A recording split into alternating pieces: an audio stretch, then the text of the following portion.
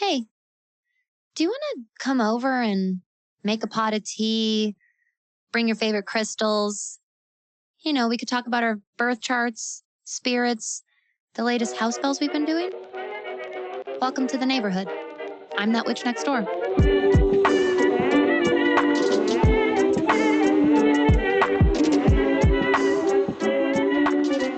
Hello, neighbor, and welcome to a very, very magical episode of That Witch Podcast.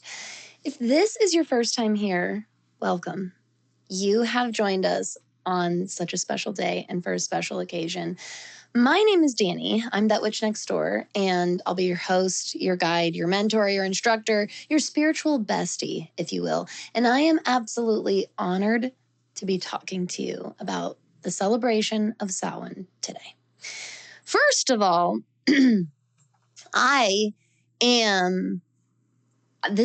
my birthday. So Samhain itself, October 31st, Halloween is not my birthday, but October 30th, sometimes referred to as Devil's Night, is my birthday, very proudly. And ever since I was very, very, very young, I have call it what you want. You can call it a natural bias.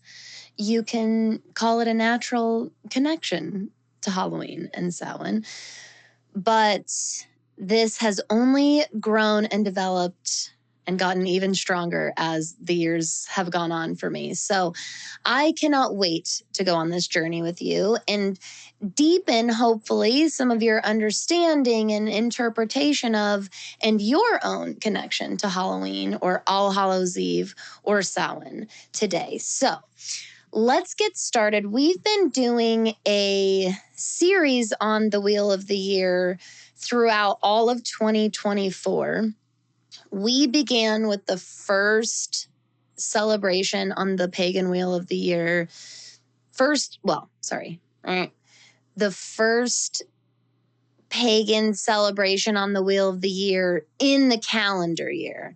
I did not start with the very first celebration on the Wheel of the Year, which is Yule, by the way.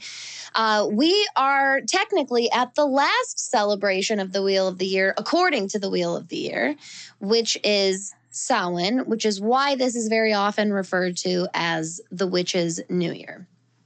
Now, just like with every single one of these celebrations, we need to remember a few things.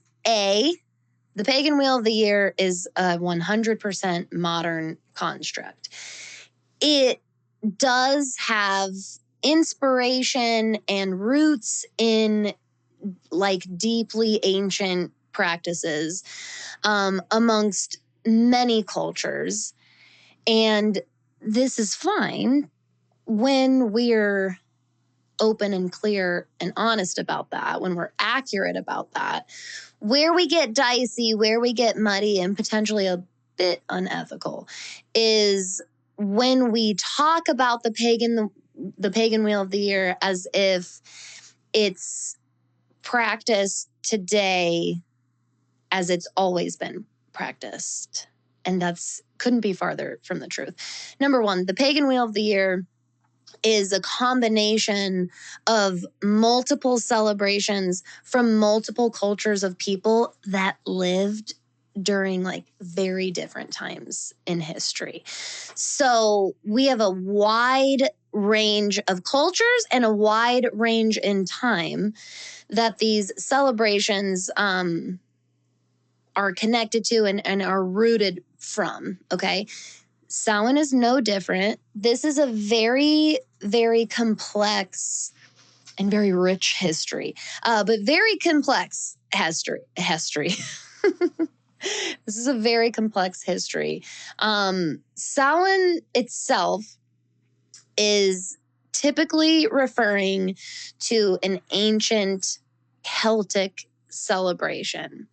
However, Halloween is typically rooted from Christian Catholic background and history, from All Hallows Eve or All Saints Day or All Souls Day. So in modern paganism and modern witchcraft, there has been a coming together of multiple histories as well as multiple modern practices as well to kind of create the celebration that we know and we refer to today. So this is actually a 3-day feast, and it begins on October 31st, and its final day is November 2nd. So with all of our celebrations on the Wheel of the Year, they are these elongated feasts like this that usually took place either like sundown to sundown or 3 days, or there was usually some sort of span of time. Plus, there is the leading up to, the preparing for, the transition into that celebration, and then there is the after point, the portal or the doorway or the new chapter that celebration opens and makes room for the next season. And you have this entire after period as well that is also associated with that celebration. So first and foremost, when it comes to tips for how you can celebrate this as a modern witch or pagan, is don't put so much pressure on yourself about the actual calendar date itself, because this is very ingrained in us because of our own cultural and societal pressures when it comes to our concept and management of time.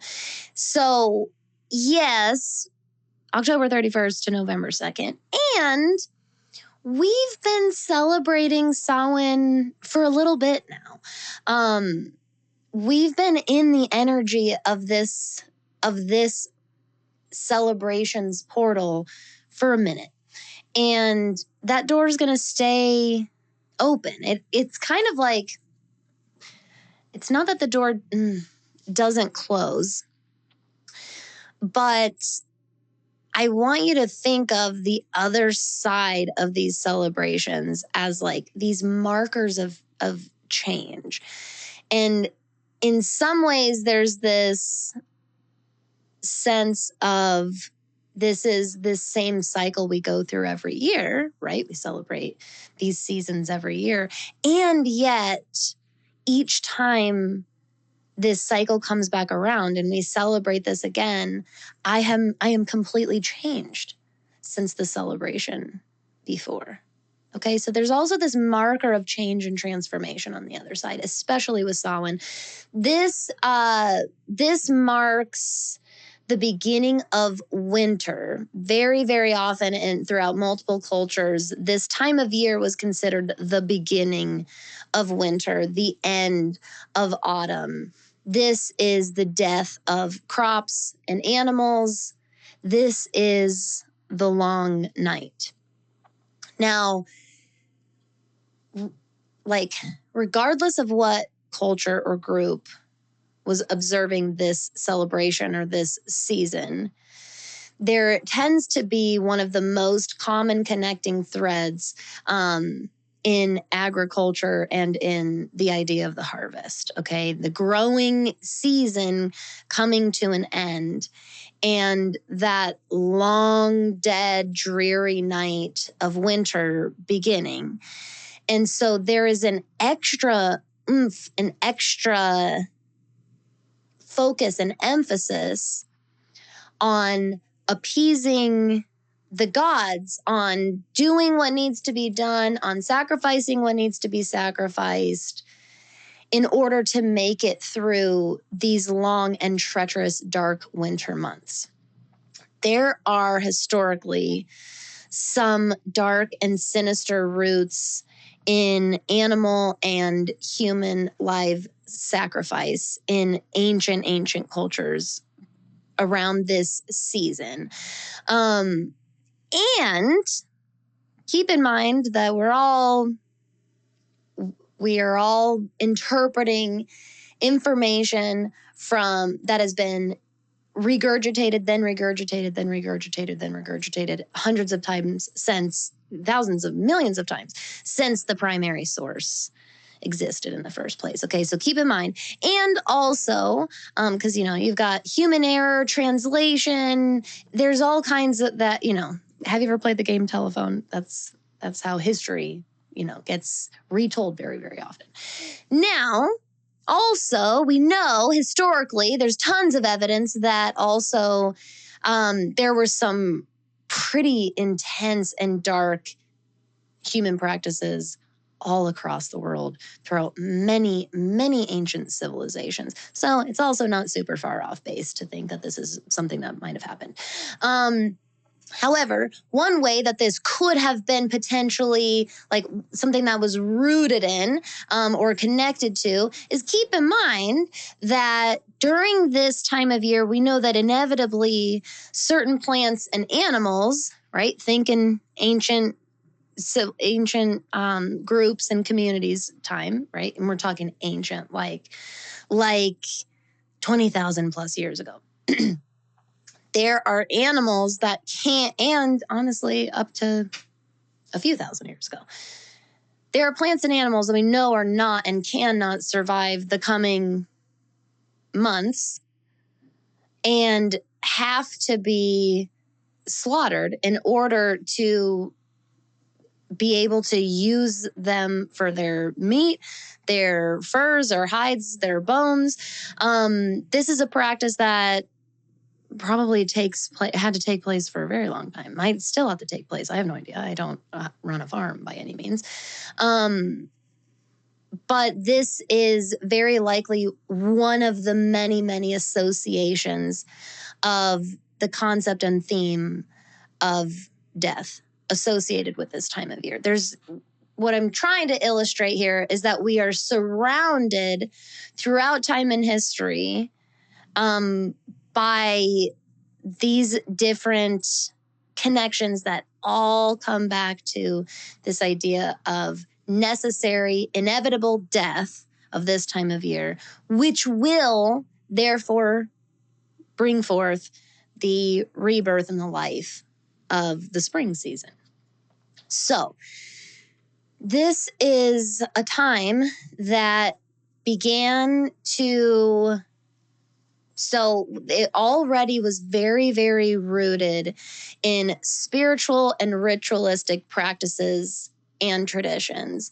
And all of these traditions and practices and lore and stories and mythology, all of these continued to morph and evolve throughout history, spilling into all these different symbols and traditions and different cultural activities and themes or vibes that we all associate with this time of year.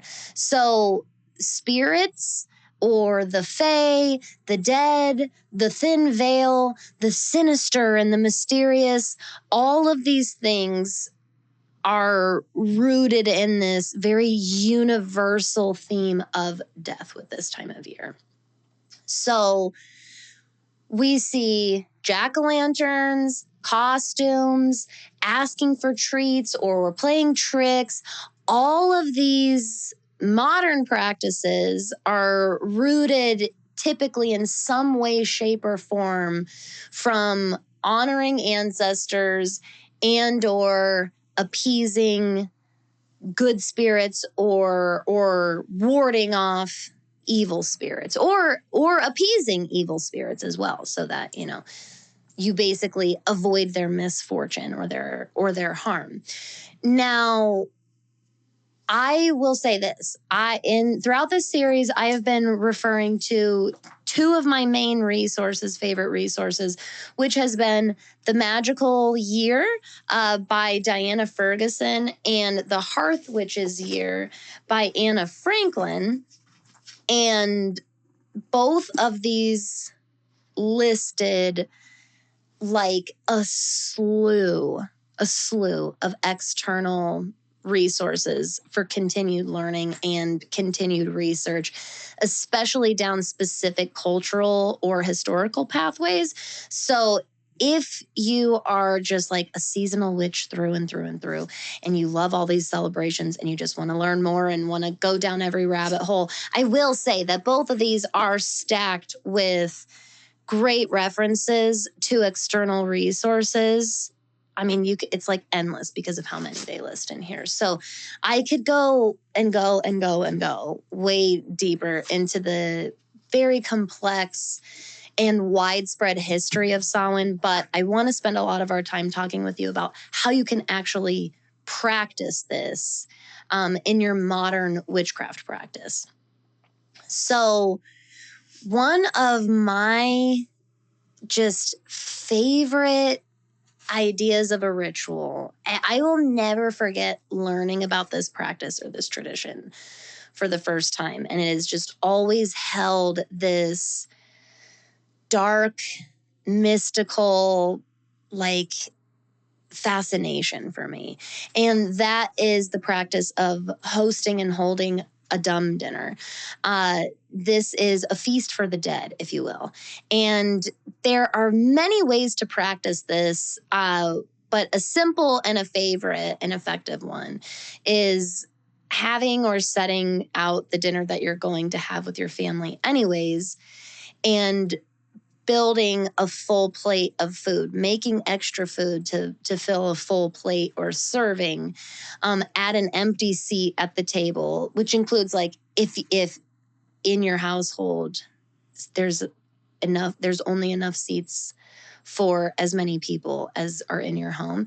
Like if there's another way or place you can put another setting at the table, if there's a chair you can grab from another room or a stool, or if there's something like that where you can add, make space, even if it's just like, maybe if you don't have an extra chair, maybe you just like move another chair to the side or move two of them farther apart and leave this like space in the middle, really setting a place for the dead. And it's this very, very sacred offering because so much historical lore is rooted in this idea that on Halloween night, during the Samhain feast, during All Hallows Eve, that we can reach and connect with the spirits of the underworld, the spirits of the other world, much, much easier. Some cultures believed that this world was totally inaccessible to humans outside of these specific times of year, meaning Samhain and its counterpart 6 months later, Beltane, which is very often considered another time for the veil to get thin, or this crack in our dimensions, or this portal that opens that allows us to interact with the other world or the underworld. So this is a really powerful way during that time or during a season, even if you don't necessarily believe that. Remember that you can also work with the symbology and the metaphor of that as well in your practice, especially if you're like non-denominational or just depending on your own belief system. So you can also just work with the symbology of all of this, of leaving an offering for the dead and departed and what's past, and in a sense of honor and reverence, that's the most important part, which is why you're building a full plate of food. You're creating a physical space or sitting position or place at that table. It's the honor and the respect and the reverence behind that makes this such a powerful ritual this time of year. Also, throughout many different stories and history, cultural histories that you'll learn about when you're looking into Samhain and All Hallows Eve, is this idea of children going out and asking for treats. And one of the stories is in England, I believe it was. I hope I'm quoting this. I didn't mark the page I was reading it on in my book. That started as early as potentially medieval England and lasted, I believe it said, a version of this practice existed in some areas all the way up till the late 1980s, of children going around and asking for soul cakes. And people would bake soul cakes and give them to the children coming around. And it was this exchange was offering, I believe it was offering peace and respect and healing or the crossing over for any sick and suffering spirit, especially those that were stuck in purgatory. And the reason I'm mixing it up a little bit is because eventually, when the main religion of England changed from Catholic to Protestant, this changed a little bit because the idea of purgatory was no longer. So, first of all, before you go out this Halloween and Samhain and say, the Christians stole Halloween from us, I want you to actually know that there is a lot of their own roots with this holiday and with this celebration. Lots of it came from the cultures that predate Christianity, because, of course, you have to remember that all cultures, especially in the same geographic location, roll into one another. Yes, some practices are stolen or renamed, and also practices just get adopted and evolved as well. We have to, gotta know that as well. But when you look at it, sometimes regardless of the culture you're reading about, you're just like, wow, no matter what, this is witchy as fuck. I will definitely say that no wonder witches of so many kinds resonate so deeply with this celebration and the symbology of this time of year and these traditions, because it's very, very representative of many of the practices that we already work with, or the forces that we already work with, or that we already honor. Many witches throughout time and throughout history have had long, strong standing relationships with rituals honoring their ancestors and their loved ones. And because so many witches were healers and midwives, they encountered death and life through the dying of patients and the birthings, right? These births that they assisted in constantly. They were working in the death, life, rebirth cycle. And so it makes sense why kind of in a way, regardless of where you're from, in many ways, so many witches of so many different backgrounds resonate with at least the concepts of this time of year, even if like Halloween doesn't necessarily ring your bell. Very often the symbolism associated with this time on a historical level or on a deep seasonal level does tend to like really resonate deeply with a lot of magical folks. So this makes it a wonderful time to bake traditional treats like a soul cake, which can be found through a multitude of resources. It was mentioned in both of my books. In the Hearth Witches year, there's an actual recipe that was adapted, so you can use that if you snag that resource. But she even mentions how many different versions of the recipes are out there. And so this can be something that you bake based on a historical recipe as a way of honoring the dead and departed, or just baking something or making something in general whose purpose is in honoring struggling or disturbed or restless spirits, for example. This is because of this like deep connection with this season and the symbology of this time. This is a big reason why your intuition is like on fucking point right now. You're very in your element. And so this is a wonderful time for really stretching your legs with your tarot deck, really leaning into your meditation, really leaning into your conversation between you and your spirit team, between you and your dead, you and your ancestors.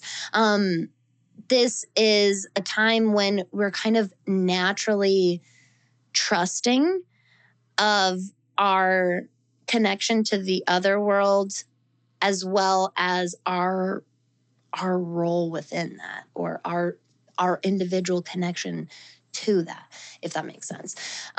So again, honor your dead, honor your ancestors, honor what's past, honor what's been laid to rest. leave offerings for the benevolent, and put your wards out against the malevolent. Again, you can take that in a totally metaphorical sense, or literally leave out offerings for benevolent spirits and put out your wards against malevolent spirits. This is also the feasts and the celebrations associated with this time of year, with this harvest, was very, very much rooted in like enjoying and indulging a little bit in some of the last gifts that the summer and the autumn seasons had to offer us. And there is part sacrifice in this because we're indulging in it now instead of saving it for winter.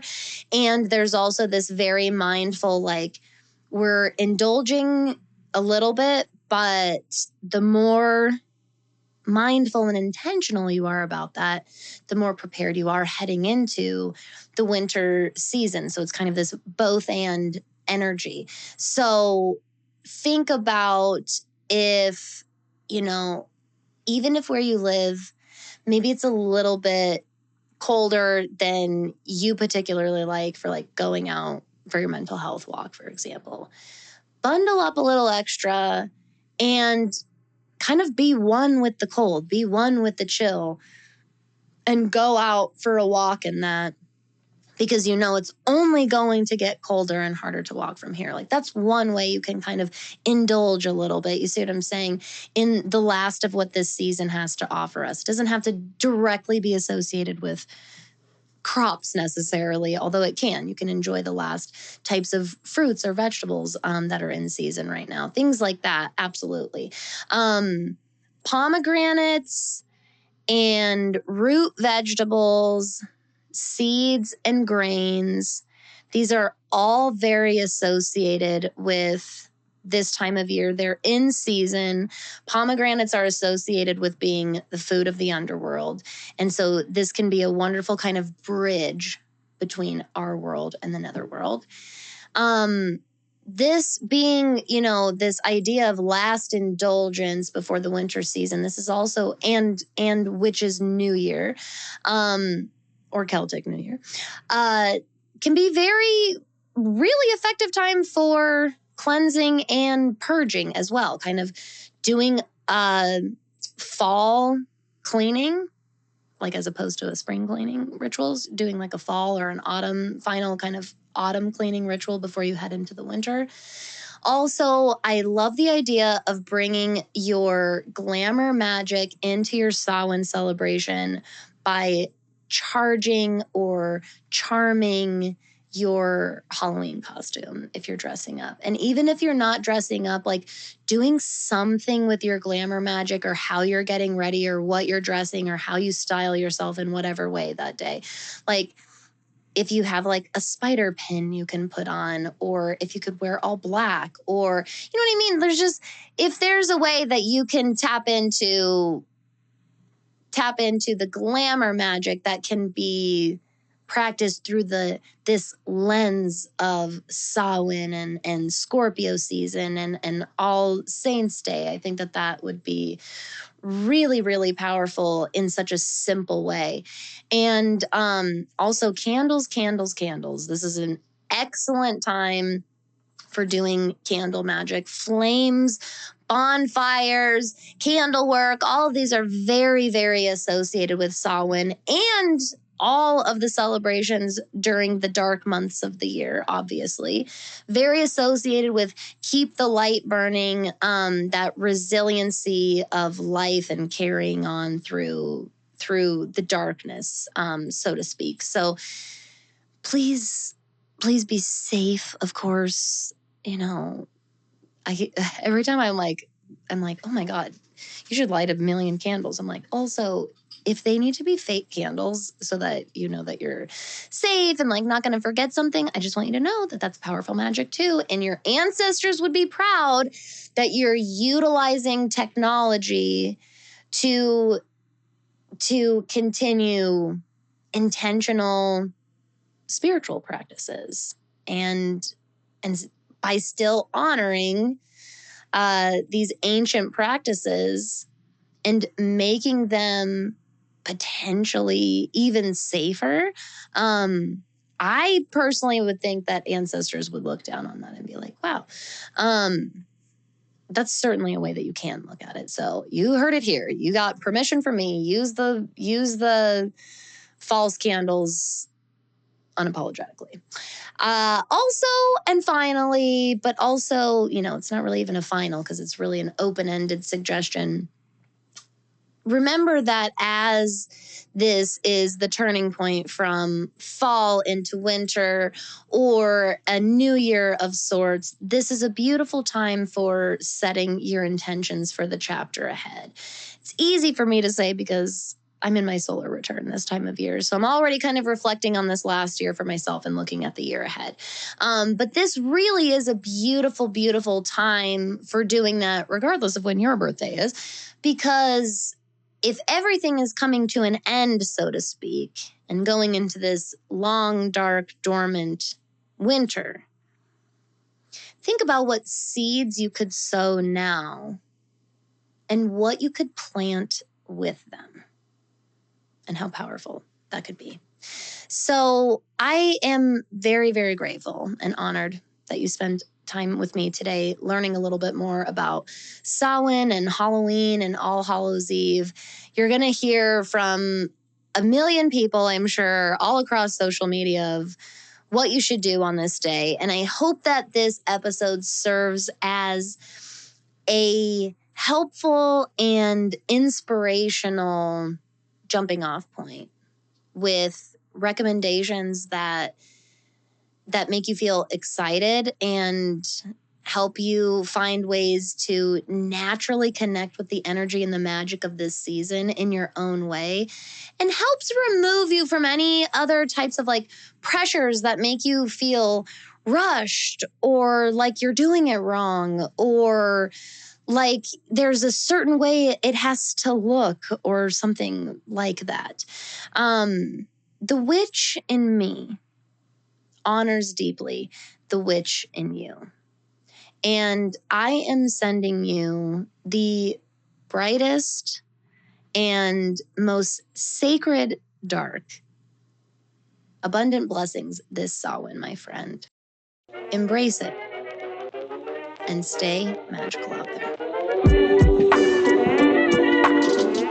If you're learning a ton from that witch podcast episodes, dude, just think about how much you can grow your witchcraft practice and astrology studies inside that witch school. That witch school is a monthly membership that arms you with resources, with guidance, community, and support for creating and living a modern magical life. You can go to thatwitchschool.com and browse our membership plans that start as low as just $7 per month. And unlike Patreon or like a Facebook group, our platform brings the best of the digital worlds together and gives you access to, number one, an absolute vault of lessons, workshops, guides, and cheat sheets in topics like astrology and shadow work, intuition strength training, dream work, tarot, daily magic, and way more. And number two, you instantly become part of a safe and welcoming community of other witches and energy workers who get what it's like living in a very anti-magical world and who are just trying to figure it out one day at a time and live their best witchy life too, just like you. So go to thatwitchschool.com today and find the enrollment plan that fits your budget and your unique needs. You'll instantly unlock your features, including a special member discount for one-on-one sessions with me, Dani, that witch next door. You can learn more and enroll at thatwitchschool.com today.